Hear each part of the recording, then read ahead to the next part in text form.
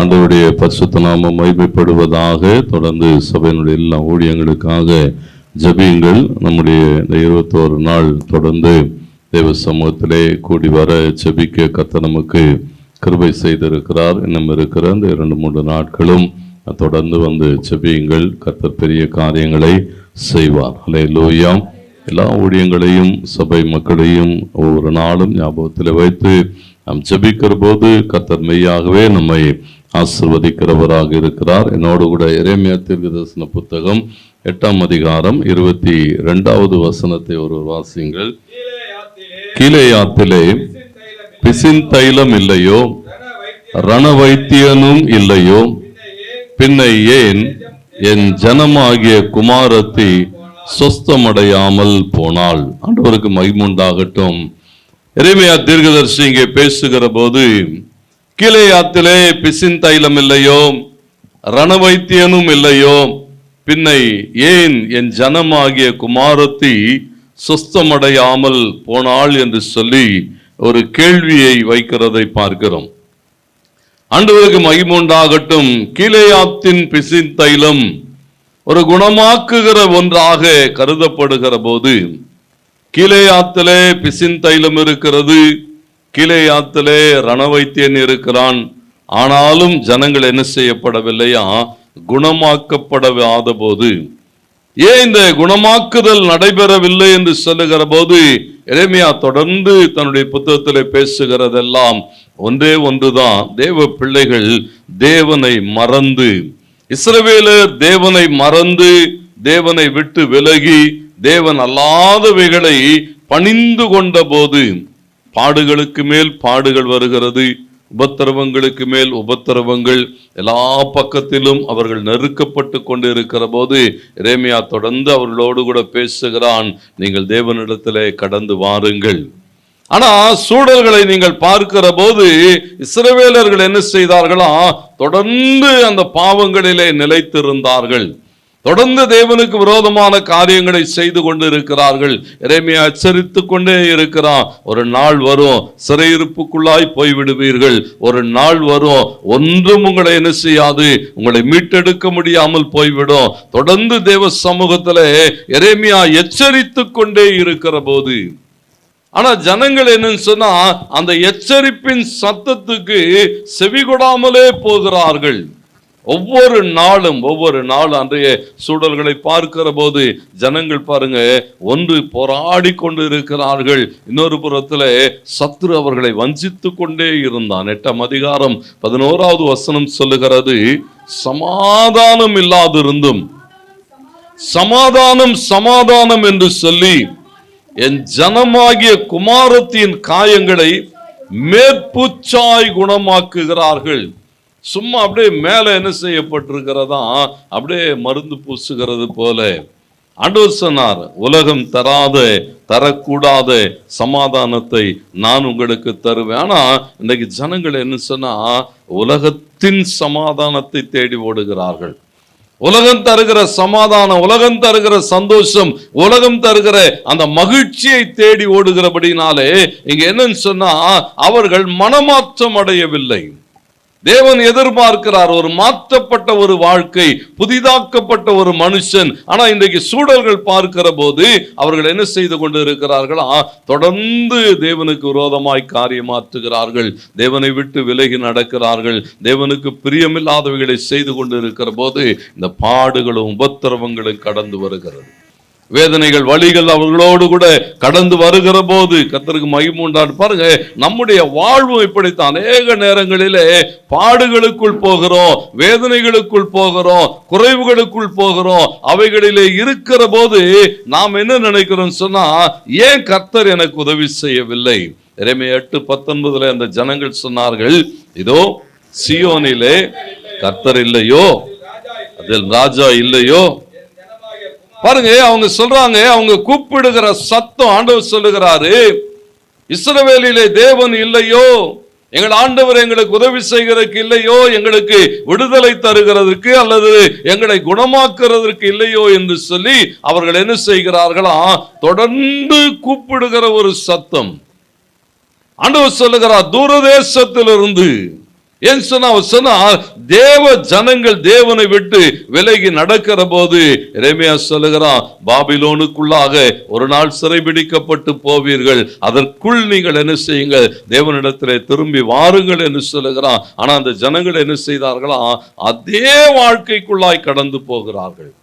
ஆனா அந்த சூழல்களுக்குள்ளே நின்று கொண்டு சொல்றாங்க, ஏன் ஆண்டவர் எங்களை ஆசீர்வதிக்கல, ஏன் ஆண்டவர் எங்களுக்கு உதவி செய்யல, ஏன் தேவன் எங்களை குணமாக்கவில்லை. அவர்கள் கூப்பிடுகிற போது அதே வசனம் தொடர்ந்து வாசிக்கிறோம், அவர்கள் தங்கள் சுரூபங்களினாலும் அந்நியரின் மாயைகளினாலும். பாருங்க, ஆண்டவர் என்ன சொல்றாருன்னு சொன்னா, நீ ஒரு புறத்திலே கூப்பிட்டு கொண்டிருக்கிறாய், தேவனிடத்திலே உதவியை எதிர்பார்க்கிறாய், தேவன் உன்னை மீட்க வேண்டும் என்று சொல்லி ஜெபிக்கிறாய். ஆனா வாழ்க்கை எப்படி இருக்கிறதா, அந்த பழைய வாழ்க்கையை விட்டு வெளியே வரல, தேவனுக்கு பிரியமில்லாதவைகளை விட்டு வெளியே வரல, ஒரு பெரிய எதிர்பார்ப்போடு கூட தேவன் காத்திருக்கிறார். இன்றைக்கு எத்தனை குடும்பங்கள் அப்படி காத்திருக்கிறது. மாற்றங்கள் வராதா, விடுதலை வராதா, இன்றைக்கு மாறிவிட மாட்டாரா, அல்லது இந்த வருஷத்துல மாறிவிட மாட்டாரா, எப்படி ஆகிலும் காலங்கள் மாறிவிடாதா. 20வது வசனம் சொல்லுகிறது, அறுப்பு காலம் சென்றது, கோடை காலம் முடிந்தது, நாமோ பாருங்க காலங்கள் ஓடிக்கொண்டுதான் இருக்கிறது, காலங்கள் நித்தமும் நகர்ந்து கொண்டுதான் இருக்கிறது. ஆனா தேவ பிள்ளைகளுடைய வாழ்வில் என்ன வரலையா, அந்த பூரண ரட்சிப்பின் அனுபவம் வரல. தேவன் விரும்புகிற அந்த வாழ்க்கை இல்லை. ஒவ்வொரு நாளும் காத்து காத்து காத்து போராட்டங்கள் தான், பாடுகள் தான், நம்முடைய வேதனைகளோடு கூட. தீர்க்கதரிசி அடுத்து சொல்லுகிற போது சொல்லுகிறான், என் ஜனமாகிய குமாரத்தின் காயங்களினாலே நானும் காயப்பட்டிருக்கிறேன், நான் கரிகரித்திருக்கிறேன், திகைப்பு என்னை பிடித்திருக்கிறது. ஒவ்வொரு போராட்டங்களுக்குள்ளாக நாம் கடந்து போகிற போதும் பரலோகம் அப்படி பார்க்கிறது. தேவன் நம்மோடு கூட என்ன செய்கிறாரா, அதே பாடுகளுக்குள்ளாய் கடந்து வந்து ஒரு பெரிய விடுதலைக்குள்ளாய் நடத்த விரும்புகிறார். இங்க பாருங்க, எரேமியா கதறுகிறான் அந்த ஜனங்களுக்காக, எப்படி ஆகில் என்ன செய்ய வேண்டும், இவர்கள் தேவனிடத்திலே திரும்ப வேண்டும். அடுத்த அதிகாரம் 9:1 சொல்லுகிறான், என் தலை தண்ணீரும் என் கண்கள் கண்ணீர் ஊற்றுமானால். நான் சொல்றான், என் ஜனத்துக்காக நான் என்ன செய்வேன், பகலாம் அழுகிறேன், இரவும் பகலும் அழுகிறான், கதறுகிறான் ஆண்டவர் சமூகத்தில் ஒவ்வொரு நாளும். எத்தனை பேர் தேவனுக்கு மகிமை உண்டாட்டு பாருங்க. இன்றைக்கு எத்தனை குடும்பங்கள், எத்தனை சகோதரிகள் தொடர்ந்து கண்ணீர் விட்டு ஜெபிக்கிறாங்க, ஒரு மாற்றம் வரணும், ஒரு விடுதலை உண்டாகணும். ஆனா ஜெபிக்கப்படுகிறதான ஆட்கள் எப்படி இருக்கிறார்களா, தங்கள் நிலையை விட்டு வெளியே வரலை. இஸ்ரவேலருக்காக எரேமியா அழுது கொண்டு இருக்கிறான் தேவ சமூகத்துல.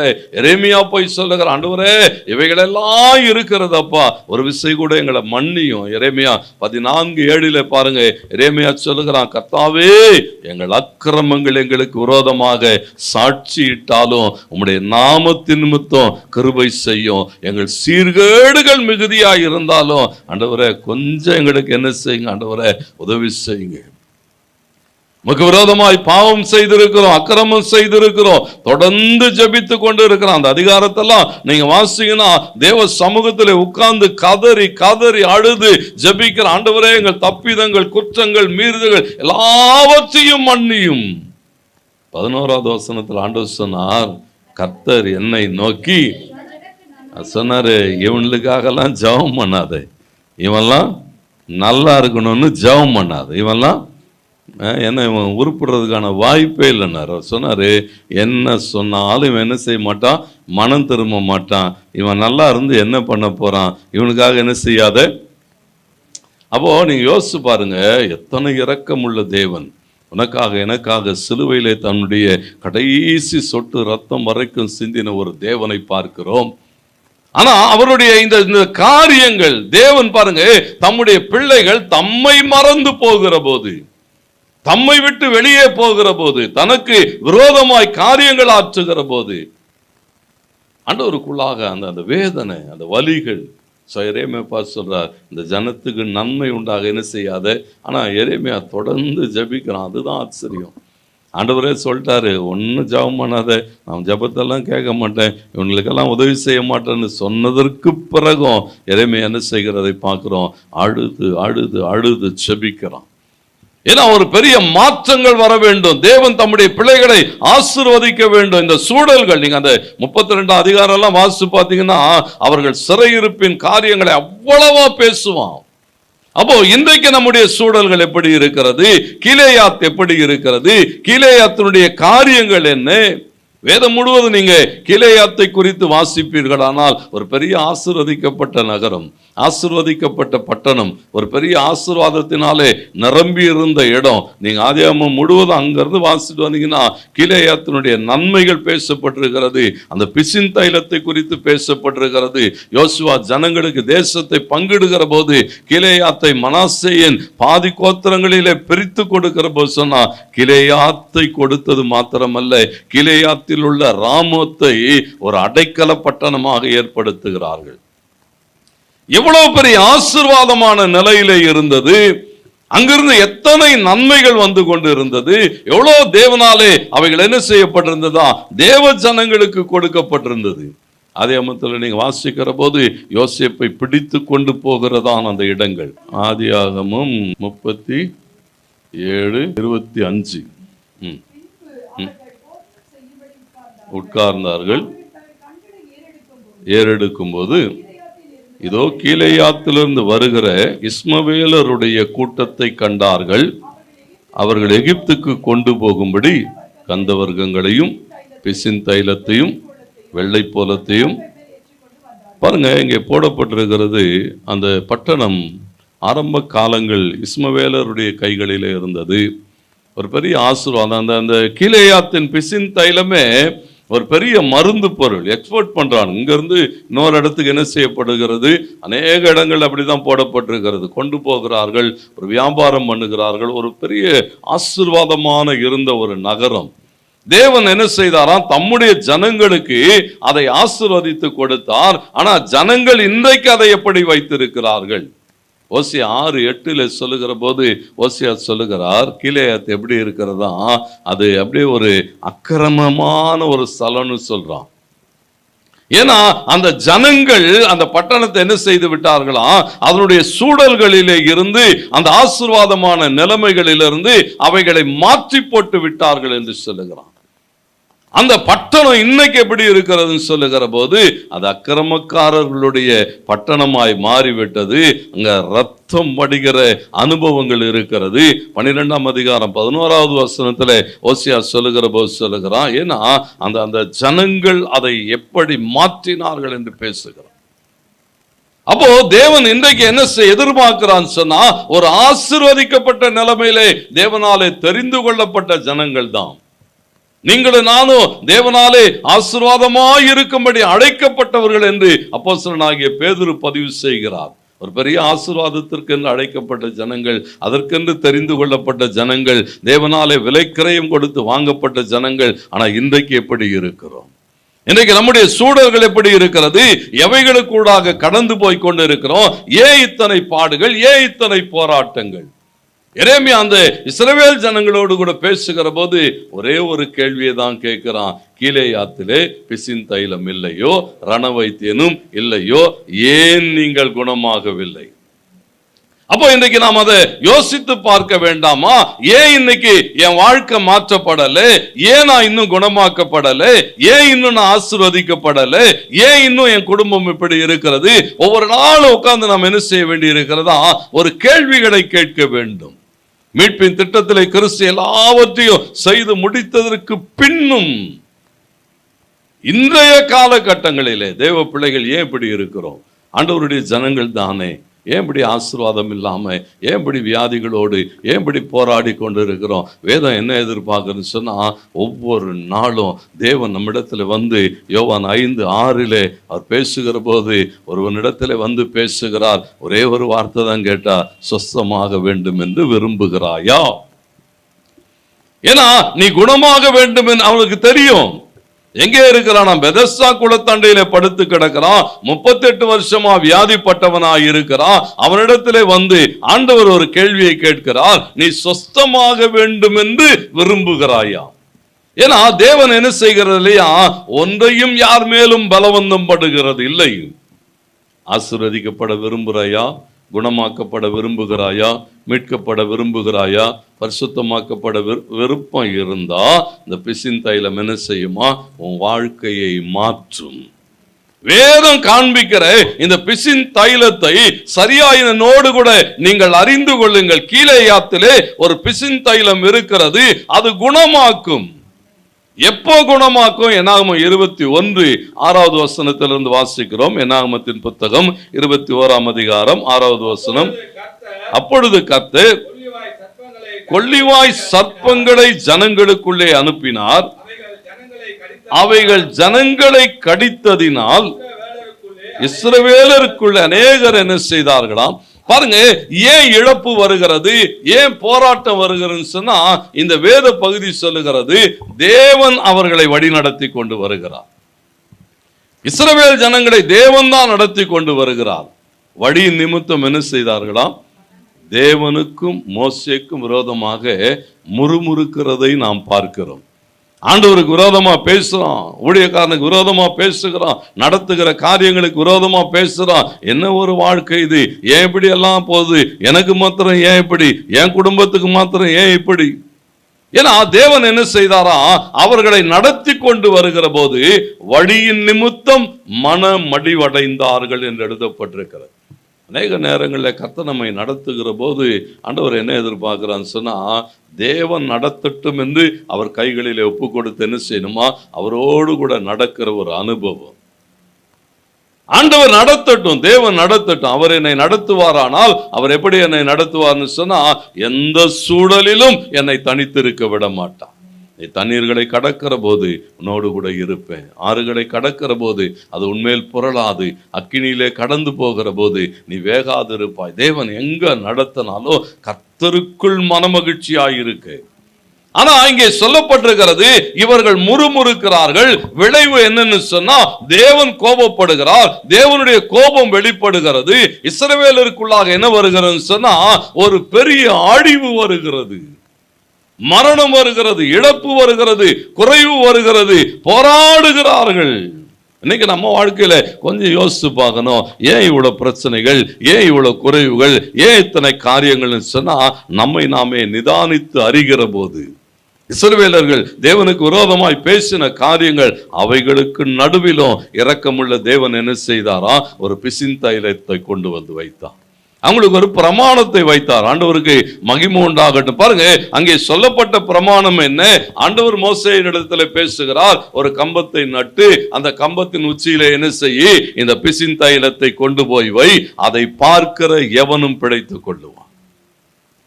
ஏன்னா அந்த பிசின் தைலம் எங்க இருந்து வருகிறது சொன்னா, ஒரு மரம் வெட்டப்படுகிற போது அந்த மரத்திலிருந்து வடிகிற பிசின் தைலம்.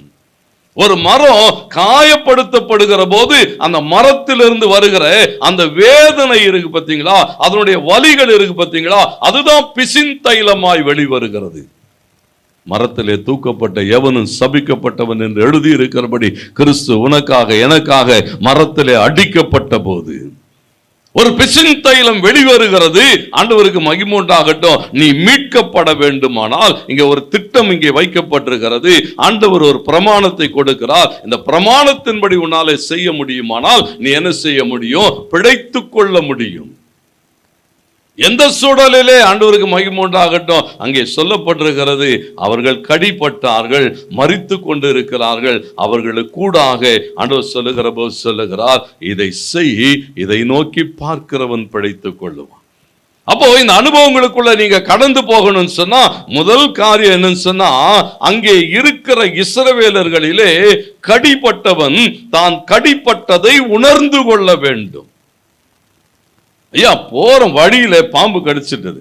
பாம்பு ஒன்று என்ன செஞ்சிட்டது? கடிச்சிட்டு. தான் கடிப்பட்டு இருக்கிறோம் என்பதை என்ன செய்யணும்? எஸ்ஏ 1:3 எஸ்ஏ சொல்றான், மாடு தன் எஜமானனையும் கழுதை தன் ஆண்டவனின் முன்னணையையும் அறியும். என் ஜனங்களுக்கு என்ன இல்லை? தான் பாவத்தில் இருக்கிறோன்ற உணர்வே இல்லையே, தான் அசுத்தத்திலே கிடக்கிறோம் என்கிற உணர்வே இல்லை. அது சொல்லுகிறாரு, மாடு தன் எஜமானனையோ கழுதை தன் ஆண்டவனின் முன்னணையை அறியோ, என் ஜனமோ எப்படி இருக்கிறார்களா? அறிவில்லாமலும். என் ஜனம் உணர்வில்லாமல், ஆண்டவர் என்ன எதிர்பார்க்கிறான் சொன்னா, நீ குணமாக்கப்பட வேண்டுமானால் முதலாவது நான் கடிக்கப்பட்டிருக்கிறேன் என்பதை உணர்ந்து கொள்ள வேண்டும். ஒரு பாவத்தினுடைய விளைவு எனக்குள்ளா இருக்கிறது என்பதை உணர்ந்து கொள்ள வேண்டும். இதிலிருந்து அடுத்த காரியமே என்னன்னு சொன்னா, இதிலிருந்து நான் வெளிவர வேண்டும் என்கிற விருப்பம் வேணும். இன்னைக்கு ஜனங்க கிட்ட இல்லையே. பாவத்தில் அப்படியே உழந்து கொண்டு இருக்கிறான். பாவத்தை தண்ணீரை போல குடித்து கொண்டு இருக்கிறான். துணிகரமா எல்லாவற்றையும் செய்து கொண்டு இருக்கிறான். ஆனா என்ன எதிர்பார்க்கிறான்னு சொன்னா, கர்த்தர் என்னை ஆசீர்வதிக்க வேண்டும். இந்த வேத பகுதி சொல்லுகிறது பாருங்க, கடிப்பட்டவன் என்ன செய்ய வேண்டி இருக்கிறது? தான் கடிப்பட்டதை உணர்ந்து கொண்டு தேவனை நோக்கி என்ன செய்ய வேண்டி இருக்கிறதா? அந்த கீலேயாத்தின் பிசின் தைலத்தை போல வைக்கப்பட்டிருக்கிற பிரமாணத்தை நோக்கி கொஞ்சமாவது என்ன செய்ய வேண்டி இருக்கிறதா? முன்னேறணும், பிரயாசப்படணும். ஆண்டவருக்கு மகிமை உண்டாகட்டும். பிரயாசம் தான் உன் வாழ்க்கையில ஜெயத்தை கொண்டு வரும். இன்னைக்கு பிரயாசப்படவே ஜனங்களுக்கு ஆயத்தம் இல்லை. அது எப்படி பாஸ்டர் நம்மால என்ன செய்யாது? ஏன்னா சும்மா அப்படியே வரல. அங்க சொல்லப்பட்டிருக்கிறது, அந்த கம்பம் எங்க நடப்பட்டிருந்ததுன்னு சொன்னா, ஆசரிப்பு கூடாரத்துக்கு முன்னால நட்டு வச்சிருந்தான். ஆசரிப்பு கூடாரம் எங்க இருந்ததுன்னு சொன்னா, பாளையத்துக்கு வெளியே இருந்தது. பாளையம் எங்க இருந்ததுன்னு சொன்னா, இஸ்ரவேல் ஜனங்கள் லட்சோப லட்சம் ஜனங்கள் பல மைல் சுற்றளவிலே பாளையம் இறங்கி இருந்தான். கம்பம் ஒரு இடத்துல நட்டு வச்சிருக்கானா, நீ இங்கிருந்து போறதுக்கே உனக்கு என்ன ஆயிடும்? நம்மளுக்கு அதுதான் பிரச்சனை. போகிறதுக்குள்ளே ஏதாவது ஆயிடும். அவ்வளோ தூரம்லாம் நம்மளால் போக முடியாதுங்க. இதுக்காக அவ்வளோ தூரம் நம்மளால் என்ன செய்ய முடியாது? மெனக்கெட முடியாதுன்றானே. ஆண்டவர் என்ன எதிர்பார்க்கிறான்னு சொன்னா, நீ குணமாக வேண்டுமானால் என்ன செய்ய வேண்டி இருக்கிறதா? கொஞ்சம் பிரயாசப்படணும். ஆசீர்வதிக்கப்படணும்னா கொஞ்சம் பிரயாசப்படணும், கொஞ்சம் முயற்சி எடுக்கணும். இங்கே சொல்லப்பட்டிருக்கிறது, அவர்கள் கடந்து வந்தாலே ஒழிய, அதை நோக்கி பார்த்தாலே ஒழிய என்ன நடக்காது? அற்புதங்கள் நடக்கவே நடக்காது. ஆண்டவருக்கு மகிமை உண்டாட்டும். ஒவ்வொரு நாளும் என்ன செய்யணும் சொன்னா, எனக்காக கிறிஸ்து இயேசு என்ன செய்யப்பட்டிருக்கிறார்? காயப்பட்டிருக்கிறார். அவருடைய தழும்புகளினாலே நான் குணமாவேன். அந்த குணமாக்கப்படுகிற அனுபவத்துக்குள்ளாக நான் கடந்து போவேன் என்று சொல்லி விசுவாசித்து நம்பி என்ன செய்யணுமா? கடந்து வரணும். தேவ பிள்ளைகள் தான். ஆண்டவருக்கு மகிமை உண்டாட்டும். என்னோடு கூட லூக்கா 4ஆம் அதிகாரம் 27வது வசனத்தை வாசியுங்கள். லூக்கா 4:27 பாருங்க. ஆண்டவர் பேசும்போது சொன்னார், அல்லாமலும் எலிசா தீர்க்கதரிசியின் காலத்திலே இஸ்ரவேலருக்குள்ளே அநேகம் குஷ்டரோகிகள் இருந்தார்கள். ஆயினும் நாகமானே அல்லாமல் அவர்களில் வேறொருவனும் சுத்தமாக்கப்படவில்லை என்று ஆண்டவர் சொல்றார். பாருங்க, சத்தியத்தின்படி சொல்றேன். அன்னைக்கு இஸ்ரவேலருக்குள்ளே யார் இருந்ததா? கவனிக்கிறீங்களா? பின்னாடி தம்பிங்களா கவனிக்கிறீங்களா? இஸ்ரவேலருக்குள்ளே யார் இருந்தாங்கன்னு போட்டிருக்கு. 1-2 பேர் இல்லை, அநேகம் குஷ்டரோகிகள். அது மேல் வசனம். அதுக்கு அடுத்த வசனத்துக்கு வந்துரு. அநேகம் யாருக்குள்ள இருந்தானா? பாருங்க, இஸ்ரவேலர்கள், தேவனுடைய பிள்ளைகள், தேவ ஜனங்கள்.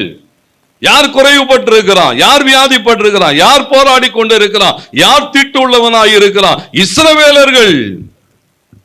சுகமாக்கப்பட்டவன் யாரு? சீரியா தேசத்தான். யாரு? விசுவாசி. ஒருத்தனுக்கும் ஒரு அற்புதமும் நடக்க மாட்டேது. விசுவாசிக்கு என்ன நடக்கலையா? சபையிலே இருக்கிறான், ஆண்டவரே ஆண்டவர் ஆண்டவர் ஆண்டவர் தான், ஒன்றும் என்ன செய்யல, ஒன்றும் நடக்க மாட்டாது. சும்மா திடீர்னு ஒருத்தர் வராரு, பஸ் ஒரு ஜெபம் பண்ணுங்கன்றாரு, அற்புதம் நடக்குது, போயிடுறாரு. ஏன் பாருங்க, நாகமானுக்கு என்ன விசுவாசம் இருக்கிறது? ஆண்டவருக்கு மகிமை உண்டாட்டும். லூக்கா 9:6 சொல்லுகிறது, அவர்கள் எங்கும் தெரிந்து தேவ ராஜ்யத்தினுடைய சுவிசேஷத்தை அறிவித்தார்கள், ஜனங்கள் குணமாக்கப்பட்டார்கள். பாருங்க, ஒரு செய்தி வருகிறது. அந்த செய்தியை ஒருவன் விசுவாசிக்கிற போது, அந்த செய்தியை ஒருவன் நம்புகிற போது, அந்த செய்திக்காக அவன் பிரயத்தனப்படுகிற போது அவனுடைய பிரயாசங்களை கர்த்தர் ஆசீர்வதிக்கிறார். இஸ்ரவேலருக்குள்ள அநேகம் குஷ்டரோகிகள் இருந்தார்கள். தீர்க்கதரிசி எங்கதான் இருந்தான்? தீர்க்கதரிசியும் அங்கதான் இருக்கிறான். கீலேயாத்தின் பிசின் தைலம் அங்கதான் இருக்குது. ரண வைத்தியனும் அங்கதான் இருக்கிறான். உள்ள இருந்த ஒருத்தனும் என்ன செய்யப்படவில்லையா, குணமா. ஏன்னு சொன்னா அவனுக்குள்ள என்ன இல்லை, அந்த பிசின் தைலத்தை பயன்படுத்துகிறதுலே விசுவாச குறை உள்ளவர்களாக. இன்னைக்கு எவ்வளவு பேருக்கு அந்த விசுவாசம் இருக்குது? சபையில ஒரு 21 நாள் ஜெபம் வச்சிருக்கு. 21 நாள் போய் ஜெபம் பண்ணா கர்த்தர் என் வாழ்க்கையை மாற்றுவாருங்கிற விசுவாசம் எத்தனை பேர் இருக்கு? மாலை கூட்டத்தில் வந்து பாருங்க எத்தனை பேர் வராங்கன்னு. இன்னும் ஒரு 3 நாள் தான் இருக்கு. முடிஞ்சதுக்கு அப்புறம் 21 நாள் எத்தனை பேர் வந்தாங்கன்னு காட்டுவோம் பாருங்க.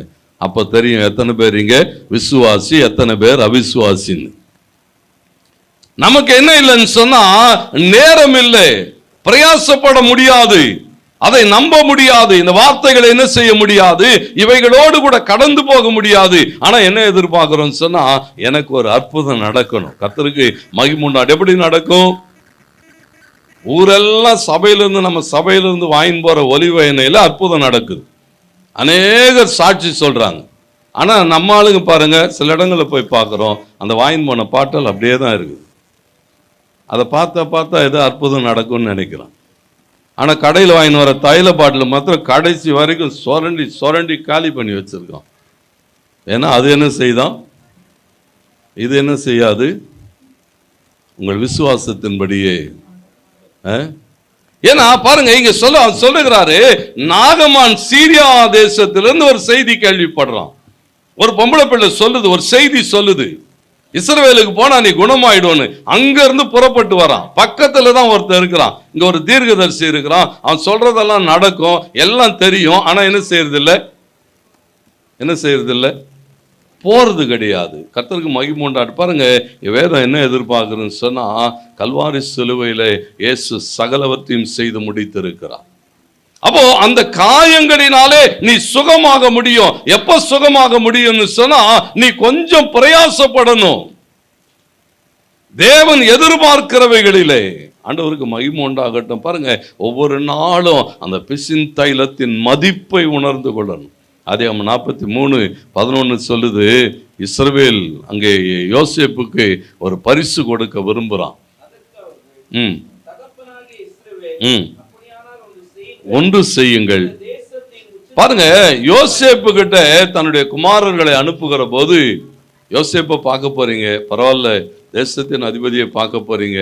போகும்போது இந்த தேசத்தில் இருக்கிற உச்சிதமானவைகள், ஆக எது பெரிய ஆசீர்வதிக்கப்பட்டதோ அதை கொண்டு போகணும்னு சொல்லி முதல் எதை கொடுத்தான்னு போட்டிருக்கு தெரியுமா? பிசின் தைலம். ஏன்னு சொன்னா அதுக்கப்புறம் அநேக காரியங்களை சொல்லப்பட்டிருக்கிறது. பணத்தை 2 மடங்கு கொடுக்கிறான். இவைகள் அல்ல உச்சிதமானது என்று சொல்லுகிற போது, ஆண்டவருடைய பிள்ளைகள் கர்த்தருக்கு மகிமை உண்டாகட்டும். கிறிஸ்து சிலுவையில சம்பாதித்து கொடுத்த அந்த ரட்சிப்பை விட பெற ஒன்றும் இந்த பூமியில உச்சிதமானது இல்லை. அதை பற்றி கொண்டு நடக்கணும். ஆண்டவருக்கு மகிமை உண்டாகட்டும். ஒவ்வொரு நாளும் என்ன செய்ய வேண்டி இருக்கிறதா, அதை உணர்ந்து கொண்டு நடக்கணும். அப்போஸ்தலர் 4:9-10 வசனங்களிலே ஒரு குணமாக்கப்பட்ட சப்பானியை குறித்து ஒரு கேள்விகள் வருகிற போது அப்போஸ்தலர்கள் சொன்னார்கள், இவன் எப்படி குணமானான் என்று விசாரிக்கிறீர்கள் அல்லவா, இவன் எப்படி சுகமானா, எப்படி இவனுக்கு அற்புதம் நடந்ததுன்னு கேட்கிறீங்க அல்லவான்னு சொல்லிட்டு பதில் என்ன தெரியுங்களா சொன்னாங்க? வாசிங்கள். உங்களால் சிலுவையில் அறையப்பட்டவரும் தேவனால் மரித்தோரிலிருந்து எழுப்பப்பட்டவருமாயிருக்கிற நசரேயனாகிய இயேசு கிறிஸ்துவின் நாமத்தினாலே. பாருங்க, சிலுவை ஆண்டவருக்கு மகிமை உண்டாகட்டும். தேவ பிள்ளைகளுடைய வாழ்விலே ஒரு பிசின் தைலமாய் இன்றைக்கும் கிரியைகளை நடப்பிக்கிறது. இரண்டாவது இங்கே சொல்லப்பட்டிருக்கிறது, இயேசு கிறிஸ்துவினுடைய நாமம் இன்றைக்கு என்ன செய்யப்பட்டிருக்கிறதா, ஒரு பிசின் தைலமாய் வைக்கப்பட்டிருக்கிறது. பயன்படுத்தணும். ஆண்டவர் சொன்னாரு, என் நாமத்தினாலே நீங்கள் எதை கேட்டாலும் அதை நான் உங்களுக்கு செய்வேன். என்ன கொடுமைன்னா, இதுவரைக்கும் நீங்க என் நாமத்துல ஒன்னும் கேட்கலன்னு சொன்னார். என்ன சொன்னாரு? இதுவரைக்கும் என் நாமத்துல நீங்க ஒன்னும் கேட்கல, கேளுங்கள், அப்பொழுது உங்கள் சந்தோஷம் நிறைவாயிருக்கும்படி பெற்றுக்கொள்வீர்கள். அப்போ இங்க பாருங்க, இங்க என்னன்னு சொன்னா, இயேசுவின் நாமத்துல ஜெபிக்கலையா? ஜெபிக்கிறோம். கேட்கறதெல்லாம் எப்படிதான் கேட்கிறோம்? இயேசுவின் நாமத்துல தானே கேட்கிறோம். எல்லாம் கரெக்ட் தான். ஆனா ஆண்டவர் என்ன எதிர்பார்க்கிறான்னு சொன்னா, உனக்குள்ள என்ன இல்லை? அந்த விசுவாசம் இல்லை. தேவ பிள்ளைகள் இங்க பாருங்க சொல்லுகிறான், வெள்ளியும் பொன்னும் எங்களிடத்திலே இல்லை, எங்களிடத்திலே இருக்கிற ஒன்றை நான் உனக்கு தருகிறேன், இயேசுவின் நாமத்தினாலே எழுந்து நடன்னு சொன்னா அப்பொழுதே அவன் எழுந்து நடந்தான்னு போட்டிருக்கிறது. பதில் சொல்லுகிறான், இவன் எப்படி சுகமானான்னு சொன்னா இயேசுவின் நாமத்தினாலே. இன்னைக்கு அந்த நாமத்தை பயன்படுத்த வேண்டும். கிறிஸ்துவின் நாமத்தினாலே அற்புதங்கள் இன்றைக்கும் நடக்கிறது. ஆமென் சொல்லுங்க. இன்றைக்கும் நடக்கிறது, இன்றைக்கும் நடக்கும். ஏன்னா உலகத்தின் முடிவு பரியந்தம் இயேசுவின் நாமம் அற்புதங்களை செய்து கொண்டுதான் இருக்கும். தேவ பிள்ளைகள் அதை விசுவாசித்து அதை பயன்படுத்துகிற போது அபியாசப்படுத்தணும். நம்முடைய வாழ்க்கையிலே, நம்முடைய குடும்பங்களே, நம்முடைய சூழல்கள் என்ன செய்யணுமோ அதை பயன்படுத்தணும். கொடுக்கப்பட்டிருக்கிறது பிசின் தைலம், ஆனா எப்படி இருக்கிறதா? பயன்பாட்டிலே இல்லை. ஆண்டவருக்கு மகிமை உண்டாகட்டும். அடுத்து சொல்லப்பட்டு சங்கீதம் 107:20 சொல்லுகிறது, அவரின் வசனமாகிய பிசின் தைலம். அவர் தம்முடைய வார்த்தையை அனுப்பி என்ன செய்கிறாரா? அவர்களை சுகமாக்குகிறார். தேவனுடைய வார்த்தை, ஆண்டவருக்கு மகிமை உண்டாகட்டும். அந்த வார்த்தையின் பேரில் நம்பிக்கை. தேவன் சொன்னா நடக்குங்க. தேவன் சொன்னா என்ன செய்யும்? ஆண்டவர் பேசுனா என்ன செய்யும்? கர்த்தர் என் கூட தான் பேசுறார் என்கிறதான அந்த ஏற்றுக்கொள்ளுகிற மனப்பக்குவம் இருக்கு பாருங்க, அது நம்ம என்ன செய்யும்? ஒரு பெரிய ஆசீர்வாதத்துக்குள்ளாக நடத்தும். ஆனா இன்னைக்கு என்னன்னா, நமக்கு அதுதான் பிரச்சனை. கர்த்தர் என் கூட தான் பேசுறாரு அப்படின்னு எடுத்துக்க முடியல. பாஸ் என்னதான் குறி வச்சு பேசிட்டாரு. அதனால தான் இருக்கிற டிஃப்ரெண்ட் தெரியுது அவங்களுக்கு. அதனால தான் நம்மளால என்ன செய்ய முடியலன்னு சொன்னா, தேவனுடைய வார்த்தையை பெற்றுக்கொள்ள முடியலை. ஆண்டவர் நம்மோடு கூட பேசுகிற போது ஒவ்வொரு நாளும் இங்க பாருங்க, அவர் வசனத்தை அனுப்பி அவர்களை குணமாக்கி அவர்களை அழிவுக்கு தப்புவிக்கிறார்னு போடு. அப்போ வசனத்தின் மேலே பூரண விசுவாசம், வசனத்தின் மேலே பூரண நம்பிக்கை. மத்தேயு 8 நீங்க வாசிக்கிற போது 6வது வசனத்திலிருந்து போடப்பட்டிருக்கிறது. வாசிங்கள். மத்தேயு 8 வசனம். ஆண்டவரே பாருங்க, 100க்கு அதிபதி வந்து இயேசுகிட்ட சொல்ற, ஆண்டவரே வீட்டில் வேலைக்காரன் ரொம்ப வியாதியில ரொம்ப போராடுற, ஆண்டவரே நீங்க என்ன செய்யுங்க, எப்படியாகிலும் அவனை குணமாக்கும் என்று சொல்லி அவன் ஜெபித்த போது 7வது வசனத்தில் ஏசாமி சொன்னாரு, நான் வந்து அவனை சொஸ்தமாக்குவேன். அவரே வரன்னு சொன்னாரு. 8வது வசனம் அவன் சொல்றான், ஆண்டவரே அதுக்கெல்லாம் நான் என்னது இல்லை, தகுதியானவன் இல்லப்பா, என் வீடு அப்படியெல்லாம் அவ்வளோ ஒர்த்து கிடையாது, நீங்க வர அளவுக்கெல்லாம் என் வீடு ஒர்த்து கிடையாது, அவ்வளோ தகுதியானவன் இல்லை. ஒன்று செய்யுங்க, ஒரே ஒரு வார்த்தை சொல்லும். சொல்றான், ஒரே ஒரு வார்த்தை சொல்லுங்க ஆண்டவரே, என் வேலைக்காரன் பிழைப்பான். இங்கிருந்து சொல்லுங்க, ஒரே ஒரு வார்த்தை, என் வேலைக்காரன் பிழைப்பான் என்று சொன்ன போது பாருங்க, அவனுக்குள்ள இருந்தே அவ்வளோ பெரிய விசுவாசம். ஆண்டவர் இங்கிருந்து ஒரு வார்த்தை சொன்னா அவருடைய வார்த்தை வல்லமை உள்ளது, அது மகிமையானவைகளை செய்யும். அவர் வசனத்தை அனுப்புகிற போது அற்புதங்கள் நடக்கும்னு சொல்லி எத்தனை பெரிய விசுவாசம். அதனால்தான் அவர் சொன்னார் 13வது வசனத்துல, நீ விசுவாசித்தபடி உனக்கு ஆகட்டும். கர்த்தருக்கு மகிமை உண்டாகட்டும். நம்ம விசுவாசித்தபடி நமக்கு ஆகும். ஒவ்வொரு நாளும் என்ன செய்ய வேண்டி இருக்கிறதா? தேவ பிள்ளைகளாக ஆண்டவர் பாருங்க எத்தனை விதமான பிசின் தைலங்கள் வைக்கப்பட்டிருக்கிறது. ஒவ்வொன்றை உணர்ந்து கொள்ள வேண்டும். இது ஆண்டவர் எனக்கு தான் வச்சிருக்கிறார், நான் பயன்படுத்தி கொள்ளட்டும். இது எனக்காக தான் தரப்பட்டிருக்கிறது, நான் பயன்படுத்தி கொள்ளட்டும். இது என் வாழ்க்கையை மாற்றுகிறதுக்காக தேவனாலே அளிக்கப்பட்டிருக்கிறது, இதை நான் என்ன செய்யட்டும், என் வாழ்க்கையிலே பிரயோஜனப்படுத்தி கொள்ளட்டும் என்று சொல்லுகிற போதெல்லாம் கீலேயாத்தின் பிசின் தைலம் உங்கள் வாழ்க்கையை குணமாக்குகிறதை பார்ப்பீர்கள். இன்றைக்கும் அந்த கீலேயாத்தின் பிசின் தைலமாய் கிறிஸ்து இயேசுவினுடைய நாமம் விளங்கி கொண்டிருக்கிறது. அவருடைய தடும்புகள் சுகமாக்கி கொண்டிருக்கிறது. அவருடைய வார்த்தைகள் கிரியை செய்து கொண்டிருக்கிறது. எத்தனை இருக்கு வேதம் முழுவதும். அவருடைய வஸ்திரமாகிய பிசின் தைலம் நீ விசுவாசத்துல தொட்டாது உன்னை குணமாக்கி விடும். தேவனுடைய வார்த்தை, தேவனுடைய வஸ்திரம், தேவனுடைய வல்லமை, தேவனுடைய நாமம் எத்தனை. ஆனா தேவ பிள்ளைகள் என்ன செய்யலன்னா ஒன்றையும் பயன்படுத்துகிறதில்லை. வேதம் எதிர்பார்க்கிறது 100% விசுவாசம் உள்ளவர்களாய், 100% நம்பிக்கை உள்ளவர்களாய் அந்த பிசின் தைலத்தை பயன்படுத்துகிற போது கர்த்தர் நிச்சயம் என்ன செய்கிறாரா? அற்புதம் செய்கிறார். அது மாத்திரம் அல்ல, இன்னொரு வார்த்தையே அங்கே எரேமியா சொல்லும்போது சொல்லுவான், ரணவைத்தியன் அங்கே இல்லையோன்னு சொன்னது.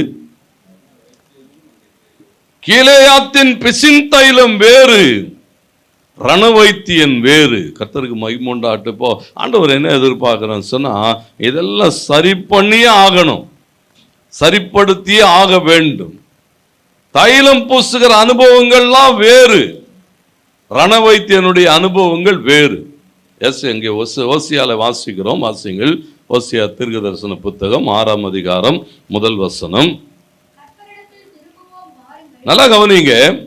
நீங்க ஒரு ரண வைத்தியரை நீங்கள் அறிந்து கொள்ள வேண்டும். மருந்தெல்லாம் ஒரு பக்கம் பார்த்துட்டோம், வைத்தியரை நீங்க பார்க்கணும். வைத்தியரை பத்தி கொஞ்சமாவது நமக்கு என்ன செய்யணும், தெரியணும். அவர் எப்படிப்பட்ட வைத்தியராம்? ரண வைத்தியர். சொல்லுகிற போது சொல்லுகிறான், கர்த்தரிடத்தில் திரும்புவோம் வாருங்கள், நம்மை பீறினார், நம்மை அடித்தார். பாருங்களேன், இங்க சொல்லப்பட்டிருக்கிறது. சொல்லுகிறான், ரண வைத்தியர் என்ன செய்வார்? அவரை உணர்ந்து கொள்ளணும். தேவன் நடத்துகிற அந்த நடத்துதலை நாம் உணர்ந்து கொள்ள வேண்டும்.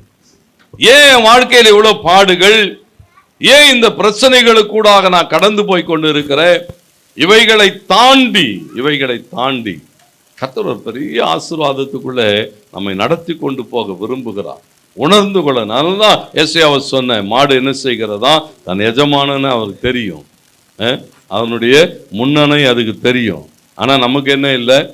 பாருங்க, நீங்க ஒரு தேவனை அறிந்து கொள்ளுகிற போது என் வாழ்விலே வருகிற பிரச்சனைகளுக்கு, பாடுகளுக்கு, உபத்திரவங்களுக்கு காரணம் எங்கிருந்து வருகிறது சொன்னா, எண்ணிலிருந்து புறப்படுகிறது. தேவன் என்ன செய்தாரா? கர்த்தர் நம்மை பீறினார் அப்படின்னு போட்டிருக்கு. கர்த்தர் நம்மை என்ன செய்தாரா?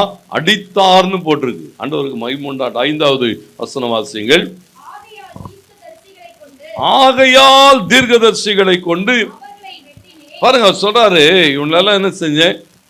தீர்க்கதரிசியை வச்சு வெட்டணும்னு சொல்றாரு. அப்புறம் அதம் பண்ணினேன், வெளிப்படும்.